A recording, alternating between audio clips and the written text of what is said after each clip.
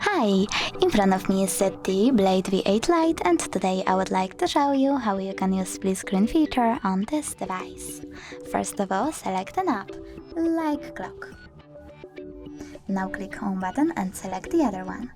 For example, browser. Click home button as well, and this time click on the right button over here. Now hold one of your apps and drag it to the top of the screen. Then let go and tap on the other app. As you can see, now I can use both of them at the same time. If you wish to go back from this mode, drag the first app upwards and click home button. Thanks so much for watching. If you enjoyed this video, leave a like, comment and subscribe. Bye!